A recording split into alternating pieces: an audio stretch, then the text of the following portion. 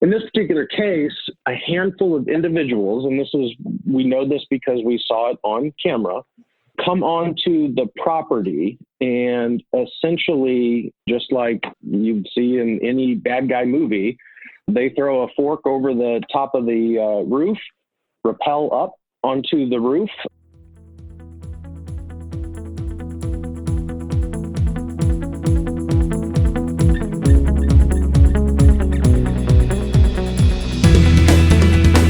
You're listening to B2B Tech Talk with Ingram Micro, the place to learn about new technology and technological advances before they become mainstream.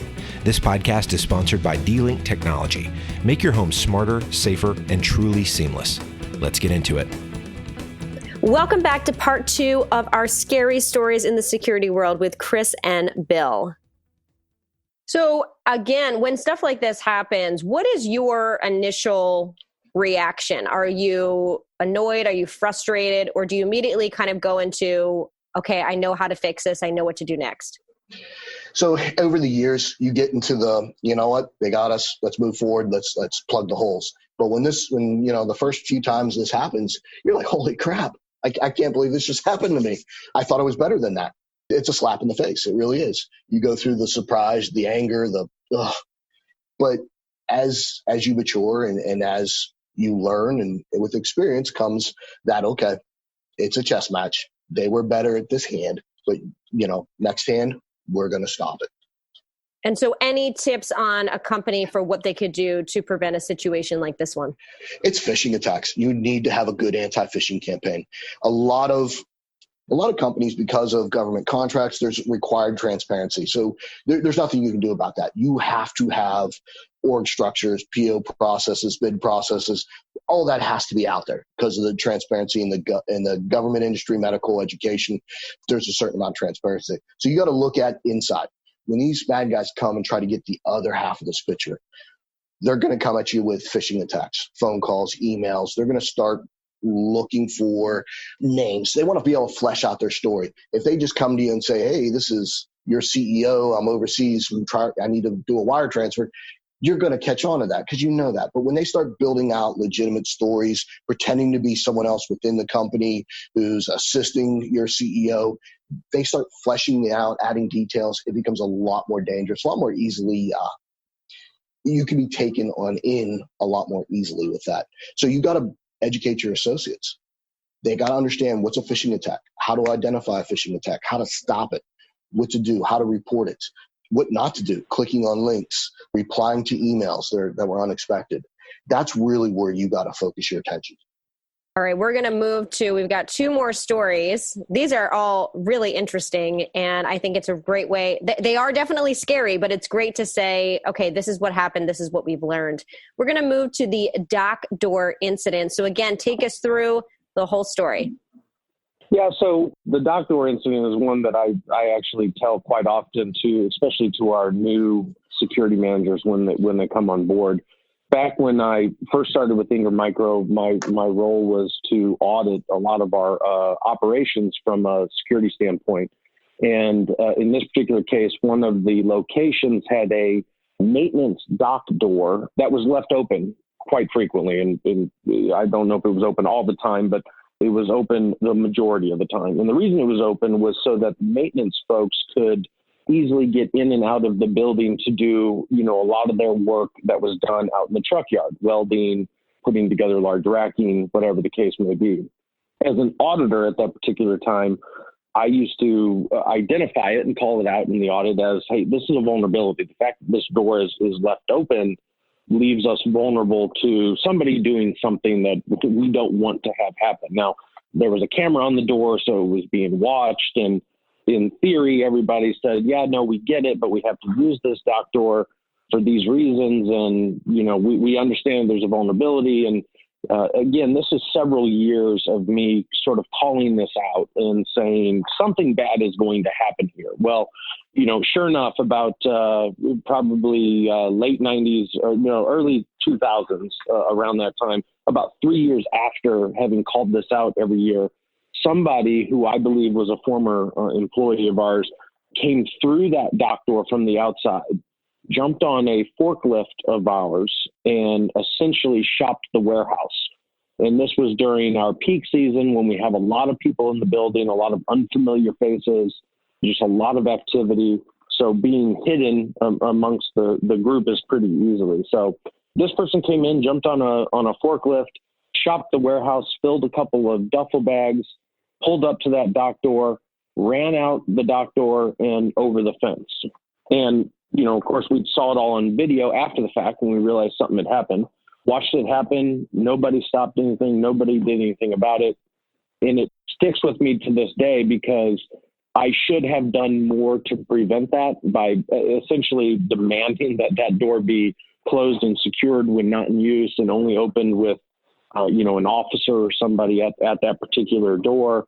But by sitting there and just calling it out and accepting the fact that, they use that door regularly and knowing something bad could happen, it certainly did. And, I will live with it forever as the fact that I probably could have prevented that had I been more forceful in the idea that we need to secure that door. But nonetheless, somebody, saw a hole, took advantage of it, and we had to pay for it. And I feel like that's a pretty common thing. I mean, even in smaller organizations, somebody might notice like, hey, this could be a problem. But a lot of people are like, it's too much work or just easier. And they kind of push it off. Mm-hmm. And that person, even if they're a lower level employee, might keep saying, hey, this is still kind of concern.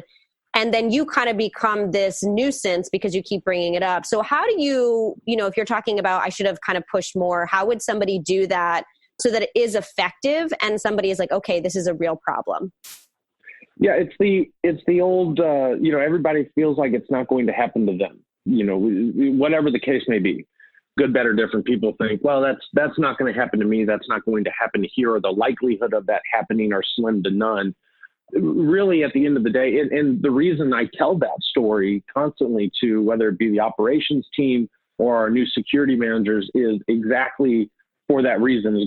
I knew that this was a vulnerability of ours. I knew for years that this was the likelihood of this being taken advantage of was going to be either, if not high, it was going to be very easy to do if somebody truly wanted to do it. So really, at the end of the day, it's understanding what your process procedures are and following them. In this particular case, we allowed this to be a standard for us where this dock door was kept open or not secured, and we were taking advantage of it, like I said. But I tell the story constantly as more of a way of going, don't let this happen to you, right? Because this very much is a likelihood or a possibility or will happen if you don't do the right things. So really, it's education at the end of the day. And like I said, I tell the story constantly as a training tool because I know that I didn't do enough to prevent it or to stop it, and I could have. Yeah, no, and I think that's a lot of what these stories are too. When you kind of hear and learn, it makes it more real and say, okay, I need to take this a little bit more seriously. I want to move to our final scary story today, which is the Spider-Man in Italy story. And I am super excited to hear this one. So tell us about this one. Yeah, the infamous Spider-Man in Italy. I think Bill coined that term, actually, the Spider-Man in Italy. So as the story goes, again, when I was early in my career at Ingram Micro, we had an incident that took place in one of our operations in Italy.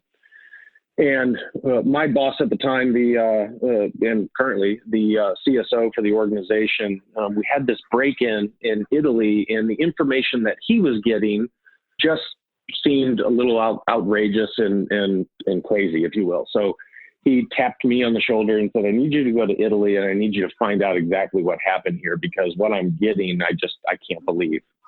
So I went to Italy and started the investigation. That I should qualify that. I didn't start the investigation. The investigation was already going. I just kind of jumped into it to get some of the details and understanding of what happened.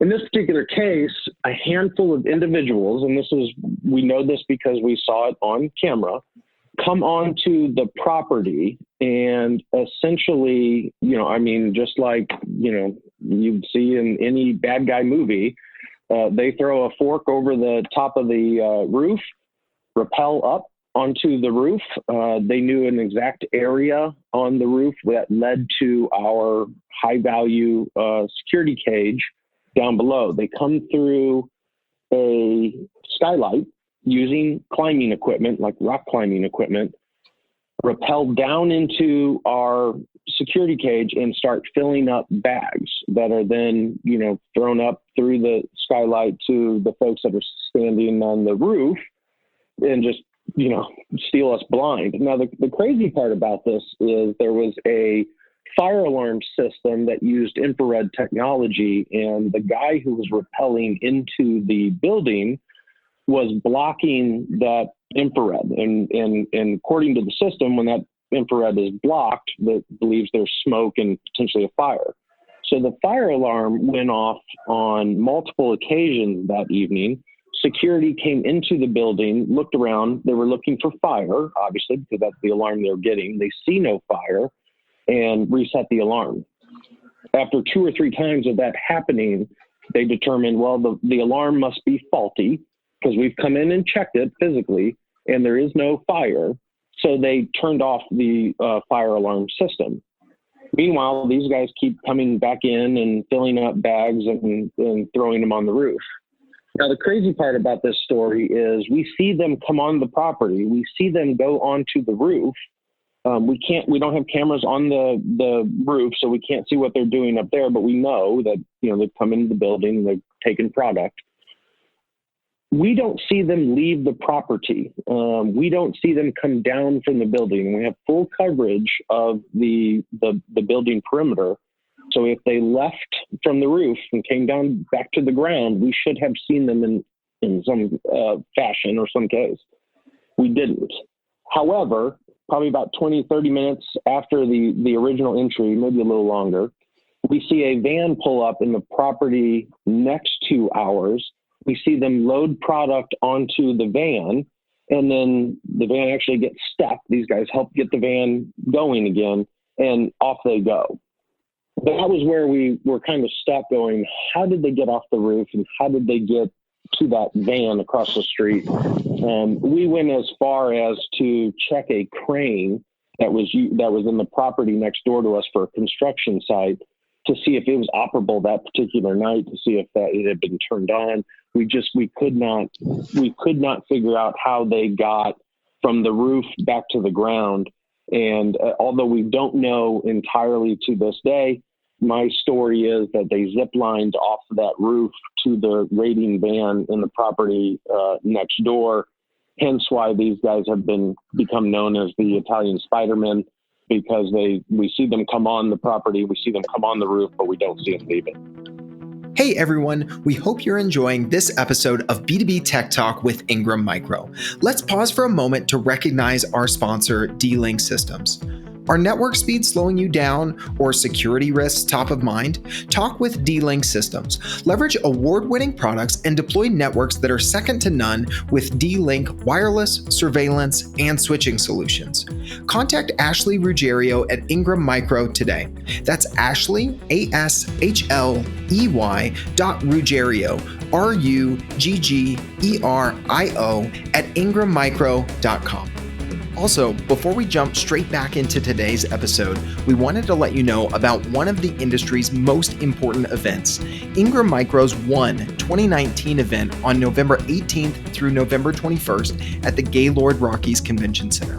One is your chance to experience what's new and exciting in security, IoT, cloud, and more. Also, you'll be able to network with other businesses, industry experts, Ingram Micro associates, and our vendor partners. Contact your Ingram Micro representative for details on how to register today. All right, let's get back to the show. Do you guys feel like James Bond in your day-to-day life? No, because James Bond never let somebody come on their roof and escape without being seen. So we aren't quite that good. So again, like to me, it sounds like, again, it's that human error of like, oh, it's not going to happen to me. Oh, just turn it off. It's fine. Like, how does somebody deal with, again, a situation like this without kind of driving themselves crazy of thinking every single thing is going to be an issue? Or do they have to think that way? It's tough, Carrie, because in this particular case, this is one of those instances where, and this happens more often than we would like to admit, but there are times when and I hate to give anybody a bad guy credit, but there are times when you just kind of, like I say, you tip your cap. Hey, good job. At the end of the day, it's a cat and mouse game. We are constantly trying to stay ahead of the bad guys, but we build a mousetrap, they find a way around it. We build a better mousetrap. They find a way around that one. We build a new one. So it is that cat and mouse game that we are playing. And look, there's only so much you can do. We are an organization that is risk averse. We try and prevent the simple or easier acts from occurring, but we're also not building Fort Knox, right? So if somebody wants to bad enough, they will find a way to take advantage of you. I hate to say that in a way of going, hey, you just throw your hands up and give up. That's not what I'm saying, but there's risk in everything that we do in life, right? In business, in our day-to-day life. We just have to accept some of that risk and keep moving forward and, kind of hope for the best. But a lot of what we do is to prevent the easy and simple things from happening. And that's kind of where our program is today, is that, we have a very basic, I don't mean basic and simple, but, you have your standard alarm system, we have access control, we have CCTV, we have the things that we need to prevent the easy and simple things that can occur. A guy coming through the ceiling using climbing equipment with 6 other dudes that are trained in this kind of activity, we're not always built to prevent that stuff. And so though I don't want to throw my hands up and pretend like, it's okay, sometimes you just have to go, look, good bad guys get us sometimes. We talked about Ocean's 11 earlier. If you try hard enough and you put enough planning and you can be successful at times. Eventually it'll catch up to you. But, it's just one of those times when, and Bill and I have always said, there's times when you just go, you got us, good job. And you just have to accept it and move on like a competition. Stand back and applaud. So all of these stories are obviously, they're real, they've happened, and they are scary. I think people don't think when they watch movies like Ocean's 11 that those things do happen in real life, but they do. So for people that are listening to this that now are like, oh my gosh, where do I start? Do you have any tips or suggestions of either strategy or tools or things they can do right now to just feel a little bit more secure? Yeah, really, it goes back to the basics. Become a hard target. A lot of these stories, when you look at them, the program was lacking in some way. It was a new facility, new process. With the case of the Italian ninjas, though, they beat us. They were better. But in the other stories, we weren't prepared. The best thing I can do is just be prepared with the basics. Make sure you present yourself as a hard target. And a lot of that comes to awareness. A lot of that comes to understanding what the threats are to you, to your environment, to your business. Doing the basic protections, educating your employees because they will be your weakest link, making sure they're aware of the threats that can come that they can face, how to address, how to react. That goes a long way. It really does. Yeah, and Bill hit it on the head. It's process procedures, right? Make sure they're in place. Make sure that you've tested the systems that you have in place. Again, things will happen. It's important that we learn from them. I think one thing that Bill and I can both say is that, we haven't been burned twice in the same way. You may get us once, but you won't get us a second time because we will plug that hole. We will figure out a way around it.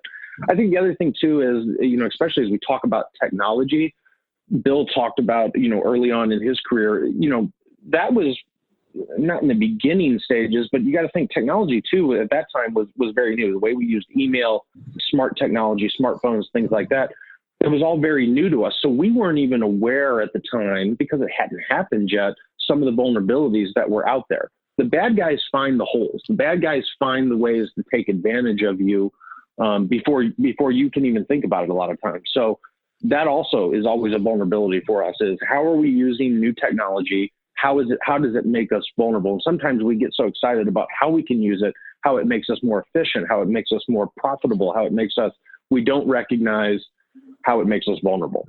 And so recognizing those things, understanding them, and trying to put the process procedures in place beforehand can go a long way. At the same time, bad things that happen, I think Bill and I's joke always is, we don't let a good crisis go unnoticed, right? A bad thing that happens for us is leverage for us to go, look, we don't want this to happen again. Here are the process procedures we need to put in place. Here's what we need to change. Here's what we need to do differently. And once a bad thing happens, the business or your customers or whoever it might be, recognize it and go, yep, don't want that to happen again. Let's do that.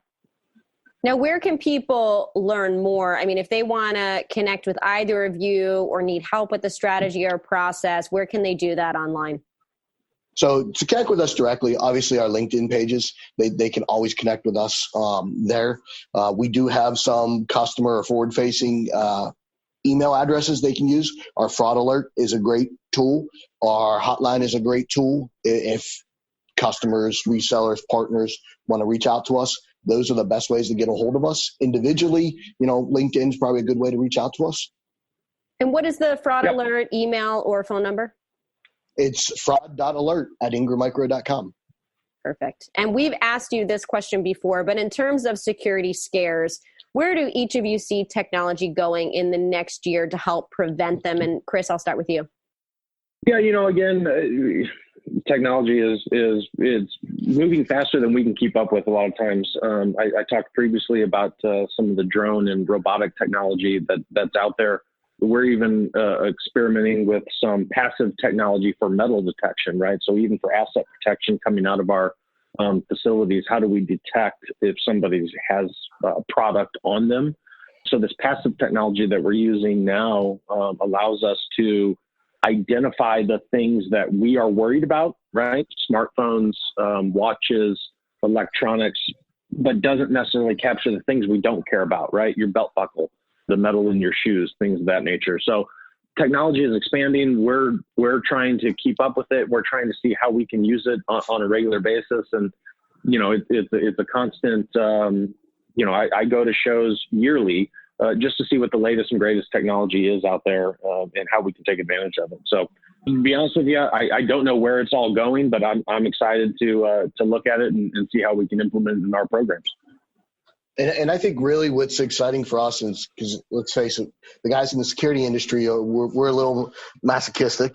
We're waiting to see how the bad guys are going to defeat this new technology. I mean, you got blockchain that's really securing communication. You got AI filtering, the artificial intelligence, which is able to look at orders coming in e-commerce systems, filter for fraud. I mean, there's a lot of new technology on the horizon that's going to keep business transactions safer. And we're looking at it from the point of what are these bad guys going to do next? And it's going to be very interesting to see how or what techniques, the bad guys come up with in ways to counter the evolving technology. So, and I think just like I said before, where we try and learn within our own business, right, from the mistakes that we've made or the incidents that have happened, we learn from other businesses as well, or other operations. We have a close relationship with the FBI. They will let us know when they're seeing the latest attacks or scams or, counter intelligence that, defeating certain systems. So we try and take that and then share that with our business to say, hey, here's what's going on in the world. Here's other issues that other folks have experienced, and how can we put this into our programs to keep it from happening here. So, it's constantly us, communicating with law enforcement, reading the news, understanding the things that are going on day to day, and how do we build it into our system so that we can prevent it from happening. Well, thank you both so much. I mean, this was fun. It was definitely entertaining, insightful, and extremely helpful. So I appreciate you both being on the show again with us. It was our pleasure. Yeah. Thank you again for having us. If you like this episode or have a question, join the discussion on Twitter at Ingram TechSol with the hashtag B2B Tech Talk. Thank you for tuning in and subscribing to B2B Tech Talk with Ingram Micro. You've been listening to B2B Tech Talk with Ingram Micro, hosted by Carrie Roberts and sponsored by D-Link Technology. B2B Tech Talk is a joint production by Sweetfish Media and Ingram Micro. Ingram Micro production handled by Laura Burton and Christine Fan. To not miss an episode, subscribe today in your favorite podcast platform.